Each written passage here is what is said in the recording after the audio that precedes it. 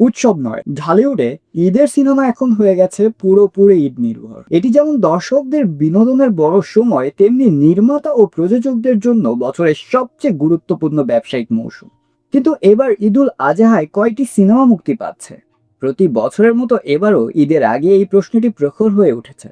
শুরুতে এক ডজনেরও বেশি সিনেমার নাম শোনা গেলেও ব্যবসায়িক বিবেচনা, প্রেক্ষাগৃহের অনিশ্চয়তা, শুটিং শেষ না হওয়া আর সেন্সর জটিলতায় শেষ মুহূর্তে এসে ওলটপালট হয়ে গেছে পুরো হিসাব নিকাশ। দুটি সিনেমার মুক্তি যেমন পিছিয়েছে, তেমনি যুক্ত হয়েছে নতুন নাম। চলুন জেনে নেওয়া যাক এবারে ঈদের দৌড়ে থাকা 8টি সিনেমার সর্বশেষ আপডেট। সাথে আছি আজ রাইফান, জানাবো কিছু অজানা তথ্য। তালিকার প্রথম এবং সবচেয়ে আলোচিত সিনেমা ঢালিউড কিং শাকিব খানের রকস্টার। ঢালিউডের এই একজন মাত্র নায়ক, যার সিনেমা মুক্তির খবরে বন্ধ থাকা শতাধিক সিনেমা হল এক নিমিষে খুলে যায়। ফার্স্ট লুক, অ্যানিমেশন, টিজার আর ট্রেলারের পর এই সিনেমার প্রীতি শিরোনামের গানটি রিলিজ হতেই দর্শক মহলে ঝড় তুলেছে। গত সোমবার এর শুটিং পুরোপুরি শেষ হয়েছে। ঈদে ধামাকা তুলতে রেডি আজমান রুশো পরিচালিত এই সিনেমাটি।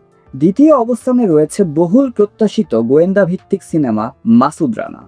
দীর্ঘ 5 বছর আগে শুটিং শুরু হওয়া এই ছবির বাকি থাকা গান ও গুরুত্বপূর্ণ দৃশ্যের জটিলতা অবশেষে কেটেছে।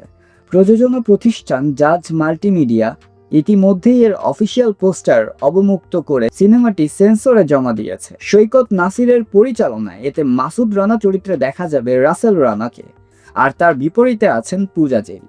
তৃতীয় সিনেমাটি মুক্তির আগেই আন্তর্জাতিক চলচ্চিত্র উৎসবে আমন্ত্রণ পেয়ে আলোচনায় এসেছে। মেজবাউর রহমান সুমনের পরিচালনায় এই সিনেমার নাম রোহিত। ইতিমধ্যেই প্রকাশ পাওয়া এর গান, পোস্টার এবং টিজার দর্শক মহলে বেশ ভালো আগ্রহ তৈরি করেছে। এতে প্রধান চরিত্রে অভিনয় করেছেন মোস্তাফিজুর নূর ইমরান ও নাজিফা তুষি। চতুর্থ সিনেমাটি হলো বুবলি ও আদর আজাদ জুটির তিনি। জাহিদ জুয়েল পরিচালিত এই সিনেমাটি এর আগেও কয়েকবার মুক্তির ঘোষণা দিয়ে পিছিয়েছে। এবারও সিনেমার সংশ্লিষ্টরা ঈদে আসার কথা বললেও হল সংকটের কারণে শেষ পর্যন্ত এটি প্রেক্ষাগৃহে আসবে কিনা তা নিয়ে এখনো এক ধরনের অনিশ্চয়তা রয়ে গেছে। পঞ্চম অবস্থানে থাকা বিদায় সিনেমাটি নিয়ে তৈরি হয়েছে বড় সংশয়। বাপ্পারাজ ও দিঘি অভিনীত এই সিনেমাটির ঘোষণা অনেক আগে দেওয়া হলেও এখনো শুটিং পুরোপুরি শেষ হয়নি। তবে পরিচালক মেহেদী হাসান হৃদয় এখনো দাবি করছেন সব কাজ শেষ করে ঈদেই মুক্তি পাচ্ছে সিনেমাটি। তালিকার ষষ্ঠ সিনেমাটি কিন্তু একদম নিশ্চিত, সেন্সর সহ সব আনুষ্ঠানিক প্রক্রিয়া শেষ করে ঈদে মুক্তির জন্য পুরোপুরি প্রস্তুত নাকফুলের কাব্য। আলোক হাসান পরিচালিত এই ছবিতে প্রধান দুই চরিত্রে অভিনয় করছেন আদর আজাদ এবং পূজা চেরি। রোমান্টিক ঘরানার এই ছবিটি দর্শকদের মন কাড়তে পারে। তালিকার সপ্তম সিনেমা মালিক। সিনেমাটি নিয়ে এর মধ্যকার সব অনিশ্চয়তা পুরোপুরি কেটে গেছে এবং এটি অফিসিয়ালি এবারের ঈদুল আজহায় মুক্তির জন্য একদম প্রস্তুত।